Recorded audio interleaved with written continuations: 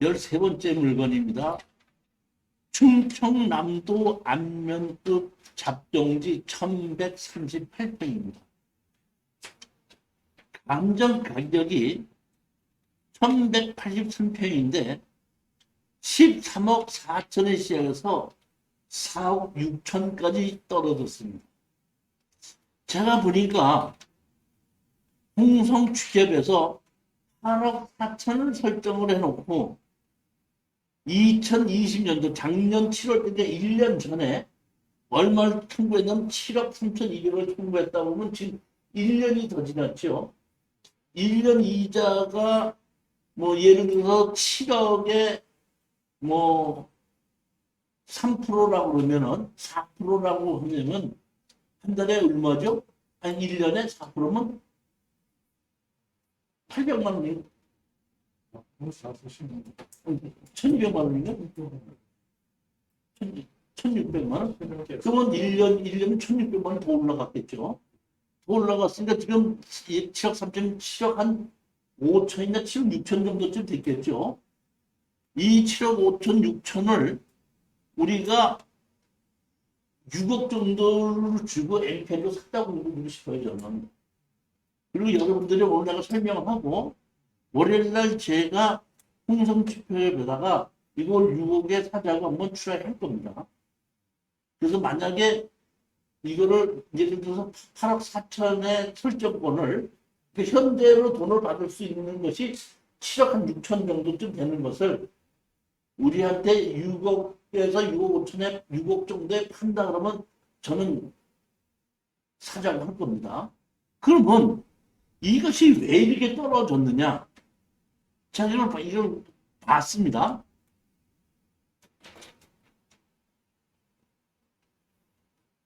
요 땅인데, 요게 실질적으로 여기 항공사진이 이렇게 나오는데 이게 대로변에 붙은 겁니다.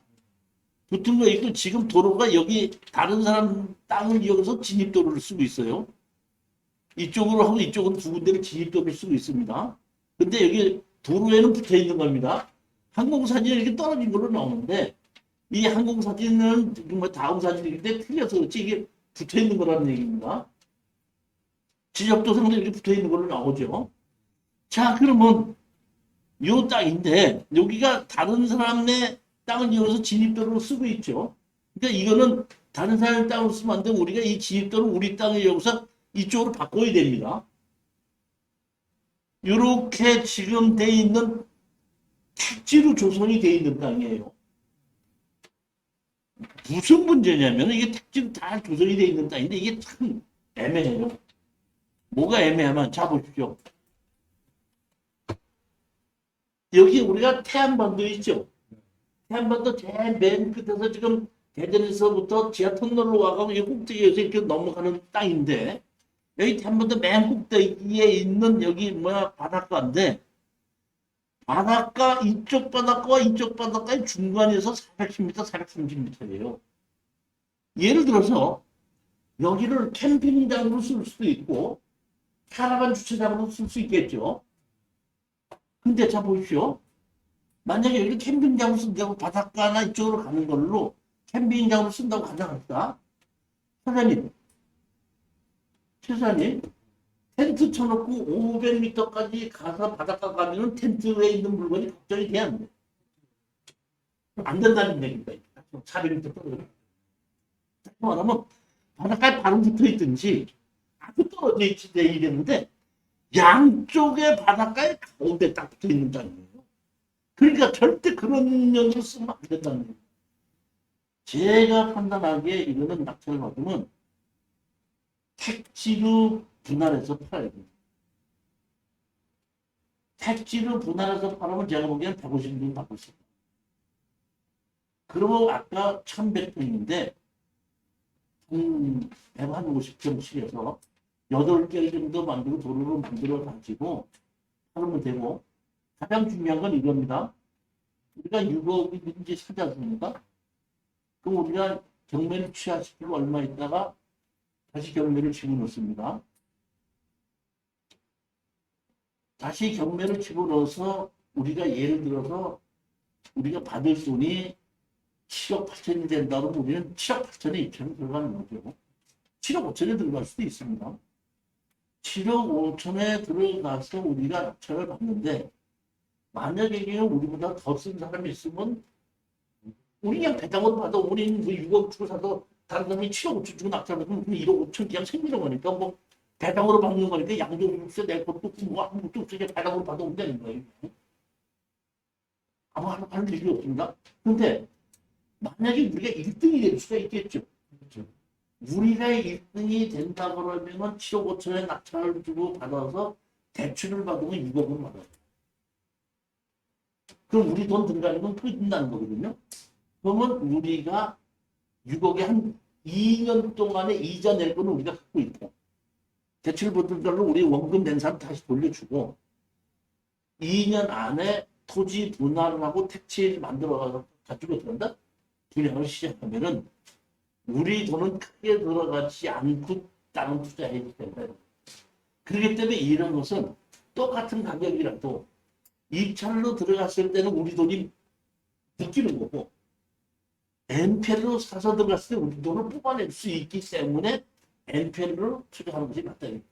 땅은 돈이 벌 수가 있는데 택지를 개발하고 분할해서 팔 때까지 시간이 한 최소한도 2년 걸리고 처음부터 시작은 5년이 걸려요. 작정지기 때문에 저도 작정지기 때문에 그렇죠. 누구든지 다 할 수 있고 괜찮습니다. 근데 제가 보기에는 이거는 쉽게 해서 택지로 개발을 해가지고 잘라가지고 경매로 던져도 팔려요. 그러니까 그런데 그러기는 시간이 한 2년이 걸린다는 거예요.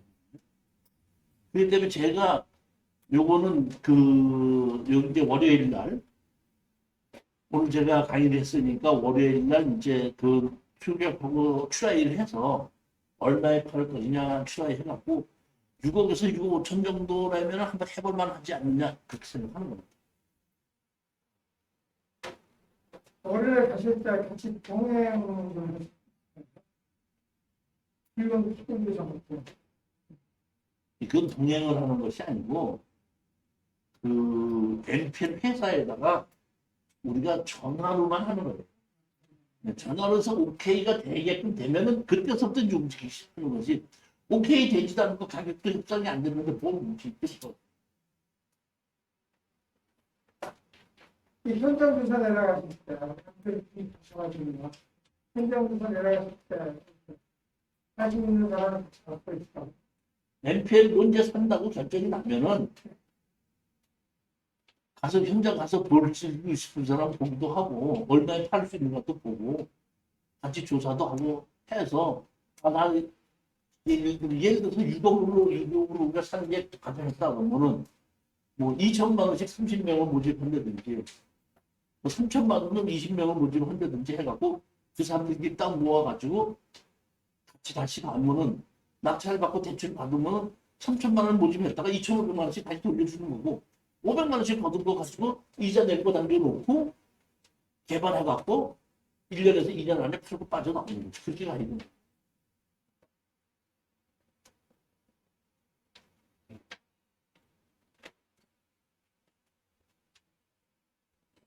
자, 5분만 쉬었다 하시겠습니다. 자, 14번째 물건을 보시겠습니다.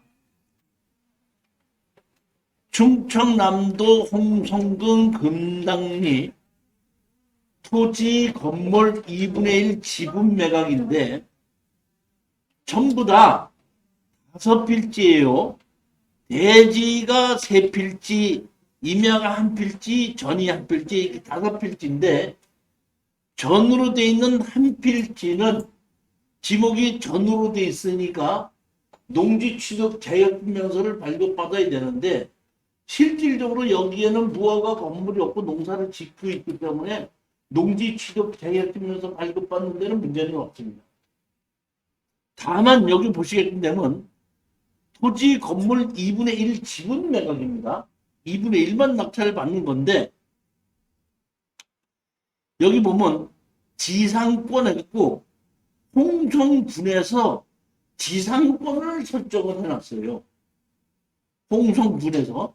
다시 말하면 우리가 어떤 땅을 가지고 대출을 하게끔 되면은, 만약에 대출을 갚지 않으면 그 땅을 경매로 집어넣어야 되는데, 거기에 건물을 지어놓으면은 땅의 값어치가 떨어지기 때문에 대출을 해주는 은행에서 지상권 설정을 해놓는 겁니다.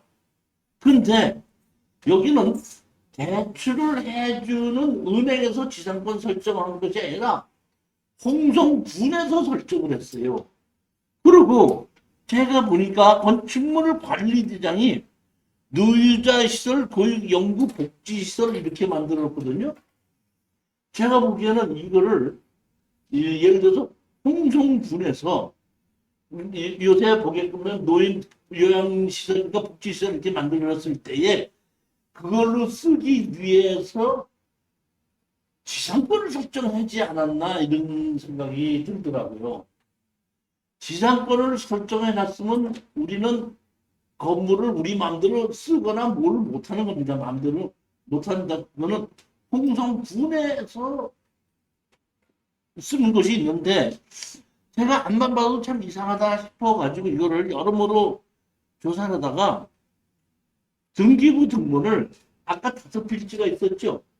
그래서 그 중에 다른 필지 한 필지를 등기부 등본을 또 띄워봤어요. 여기 보시게끔 되면은 홍성군에서 지상권이 있죠.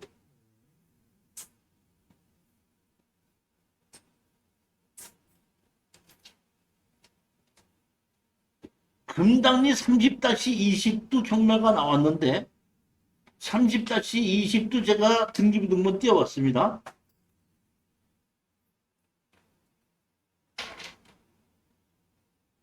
토지 건물 공작물 소유의 토지 정보를 2007년 2월 27일부터 10년간 지료 없으면서 홍성군에서 지상권 설정을 했죠. 몇 년간 했죠? 2017년이 지금 지났죠. 근데 이 지상권은 소멸이 된 거예요. 그러니까 우리는 아직까지 등기부 등본에서 지우지는 않았지만은 지상권은 소멸이 됐기 때문에 문제가 없다고 생각하고 낙찰을 받으시면 된다 이런 얘기입니다. 그런데 여기 보시게끔 되면은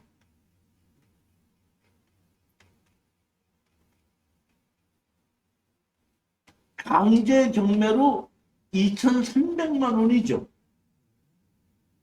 강제 경매로 2,300만 원이에요. 지금 경매가 나온 것이 1분의 1 지분이. 그러면 아까와 똑같이 마찬가지로 2,300만 원을 갚으면은 취하되겠죠. 근데 강제 경매이기 때문에 2,300만 원을 갚는다고 하면은 낙찰자한테 와서 낙찰 취하 동의서를 받아야 되겠죠. 그럼 우리가 몇백만 원을 받을 수도 있겠죠. 만약에 취하시키지 않는다고 하면은 우리는 현재 그 사람들이 사용하고 있고 2분의 1은 우리가 지금 낙찰받았죠. 그러니까 현재 사용하고 있는 지분권자들을 상대로 너희가 내 땅까지 같이 사용하니까 지료를 내놔라 해가지고 나머지 2분의 1 지분을 우리가 또 경매로 집어넣을 수가 있죠. 집어넣고 우리는 공시장 우선 매수를 다시 가져올 수도 있습니다. 저로서는 이러한 물건은 적극적으로 추천을 하는 물건입니다. 왜냐하면 자 보십시오. 땅이 564평이죠. 6,400만 원이죠. 7천만 원에 낙찰을 받는다고 하더라도 10몇만 원꼴이죠. 제가 보기에 홍성군역 홍동면은 30만 원 넘어. 물론 임야가 여기 있죠. 임야가 여기 임야가 있는데 임야가 204평이다 보니까 한 10분의 4 정도는 임야이기 때문에 임야인 경우는 한 10몇만 원밖에 14, 5만 원밖에 안 갈 수도 있죠. 그렇지만 대지도 있고 전도 있는데 그런 땅은 제가 알기로는 30만 원 넘어가기 때문에 가격 자체도 감정 가격이 싸게 됐고 빚도 적어가지고 취하될 확률이 높고 낙찰을 받아서 상대편이 사용하고 있는 게 우리가 지여 청구해서 공유자 우선 매수를 할 수도 있고 얼마든지 다 가져올 수도 있기 때문에 제 입장에서 보면 우리 수강생들 중에서 낙찰을 받기를 적극적으로 권유하는 물건입니다. 근데 보유자 시설 같으면 주택수에 들어가는 것도 아니고. 아니 이런 거는 주택수에 흐른다고 생각하지 마시고 그냥 우리는 낙찰을 받으면 근린 생활시설로 용도 변경을 해버리는 거예요.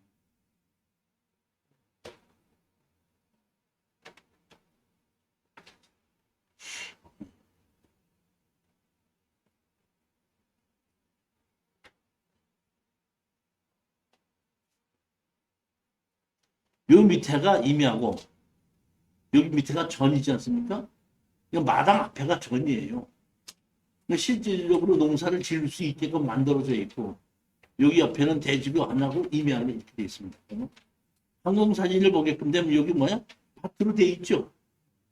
여기서부터 여기까지 전부 다 대지고 여기는 임야라는 거거든요. 그러니까 임야는 지금 별로 그렇게 갑자기 여기 대지나 이런 건 아무 문제가 없거든요.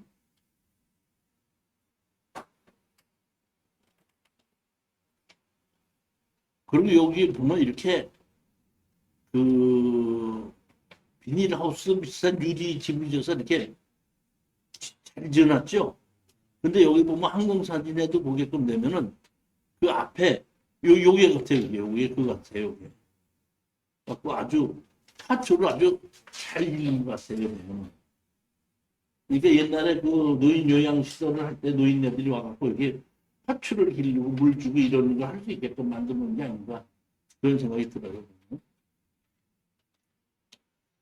15번째 물건입니다. 경상남도 김해시 상방리 해갖고 9억 5,200인데 4억 8,700까지 떨어졌기 때문에 이것도 NPL로 사면 어떻겠느냐고 해가지고 제가 부산 쪽에 계신 분들한테다가 이 가격을 알아보고 NPL로 투자하자 이런 거거든요.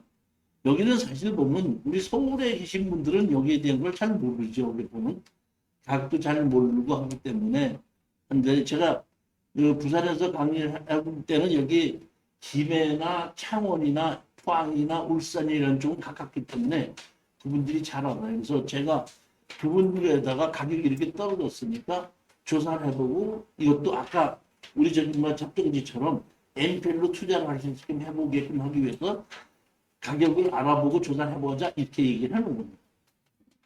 이것도 택지로 만들어서 분할해서 팔아도 아무 문제가 없겠더라고요.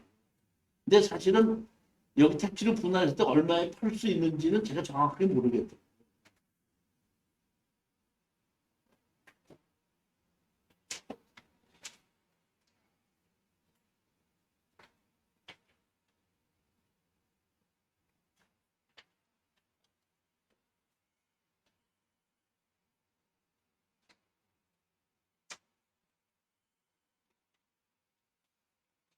열여섯 번째입니다. 서울시 관악구 신림동의 토지 건물 전체 매각입니다.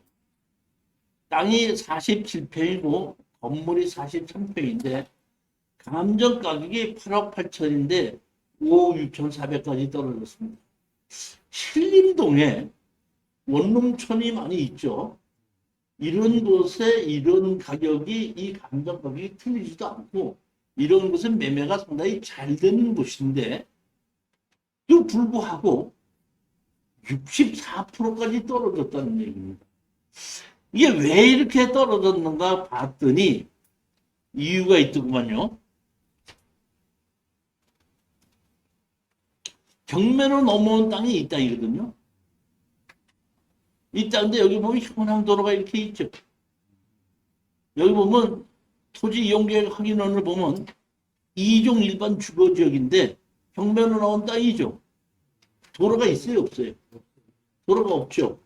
도로가 없는 땅입니다. 맹지 땅이 나왔는데 제가 이걸 가지고 항공사진을 봤습니다. 여기 있습니다.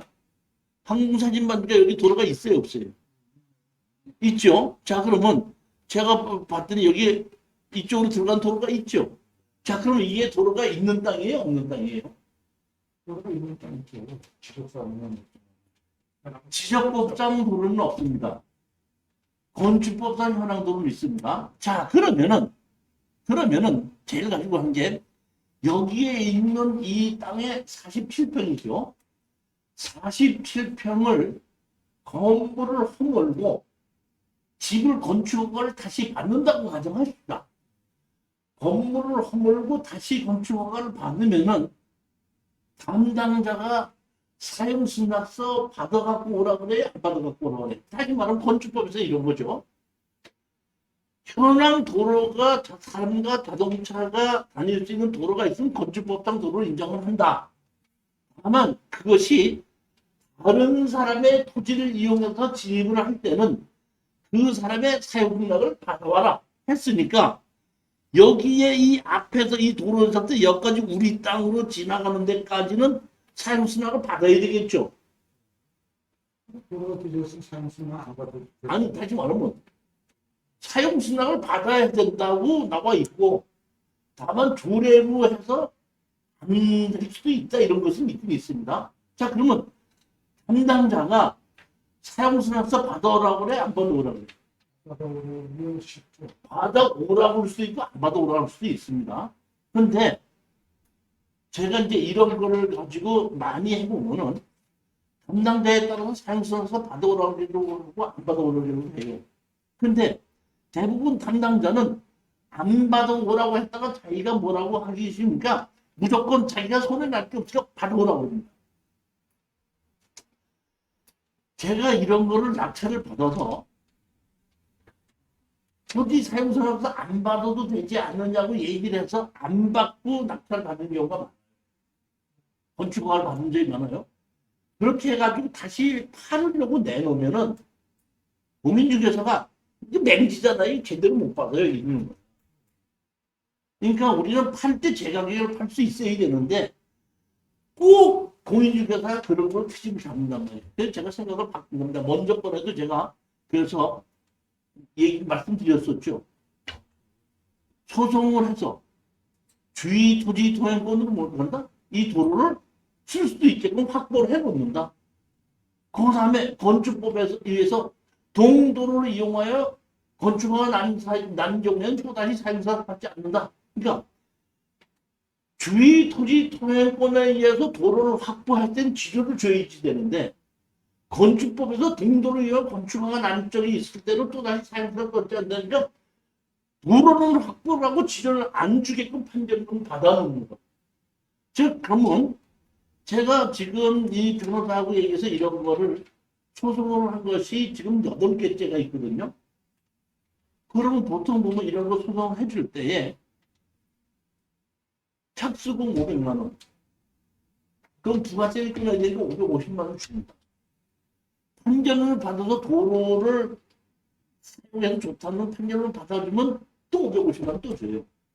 그러니까 500만 원에 부가세가 받다니까 1100만 원이 들어가니까 우리는 뭘 한다고 생각하고 1100만 원이 들어간다고 뭔가에 들어간다고 생각하고 입찰에 들어가는 겁니다. 그렇지만 우리는 세금 계산서를 끄는 거죠.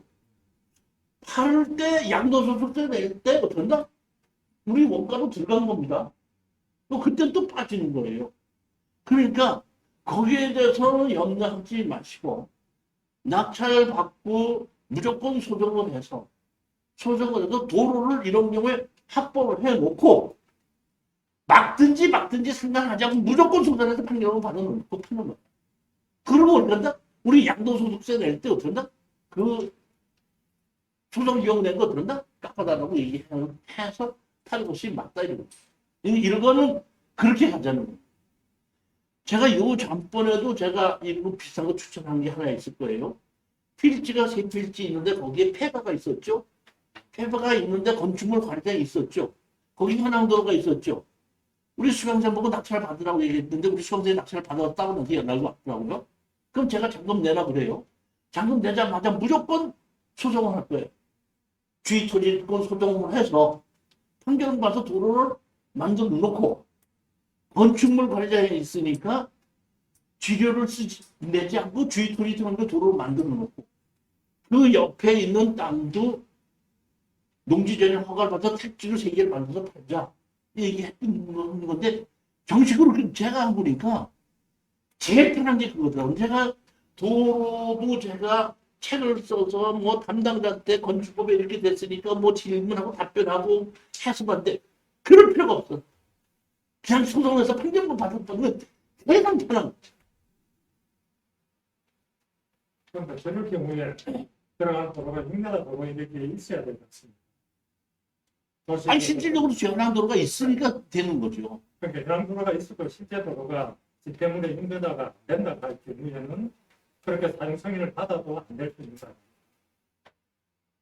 아니 사용 승인을 받아오라고 하는 조건인데 판사님이 여기는 저기 뭐야 사용 승인은 그러니까 다시 말해 땅 주인한테 사용 승인 받든지 판사님이 사용 승인 안 받아도 된다고 판결문을 받으면 사용 승인 받는 건 똑같은 거 아니에요? 근데 이제 거기서 지료는 건축법 조례에 따라서 지료는 안 내도 된다. 그렇지 이번에 내가 저기 뭐야 아니 저 뭐 변호사하고 상담했더니 변호사는 아니 그 주의 토지 등록번호로 저기 뭐야 승소를 할 수 있는데 지정 주의됩니다. 근데 무슨 소리냐고 건축법에서 이렇게 있는데 이렇게 풀었더니 그렇네요. 그랬더니 저도 주의 토지 등록 소송은 많이 해봤는데 건축법에서 의해서 이렇게 그 지료를 안 낼 수 있는 건 나도 처음 알았습니다. 그랬더니 그렇게 합시다. 뭐 그렇게 가는 거예요 지금. 그러니까 내가 건축법에 있는 거는 내가 주고 일반 민법에 있는 거는 저기 뭐 변호사가 해갖고 나하고 같이 합쳐서 지금 소송을 하는 것이 지금 6개, 8개인 거네요 지금.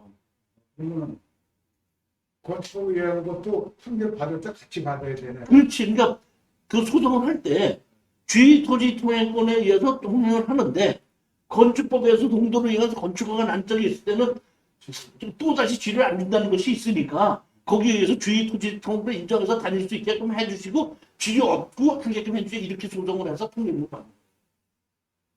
그러면 그게 몇 조에 있는가 알려주시죠. 뭘 맥주에 있는 거 알아. 그냥 저기 뭐야 뭘 알았는데 아무튼 민법 218조에 있고 건축법에 저기 뭐야 42조에 있고 조례에 있고 42조에 보면 조례 그러니까 사용승낙을 받아야 된다. 다만 사용승낙을 받지 않는 것은 각 지방자치는 조례에 의한다. 이렇게 돼 있잖아요. 보면. 그러니까 그거 건축법하고 조례하고 민법하고 세 개를 다 합쳐야죠.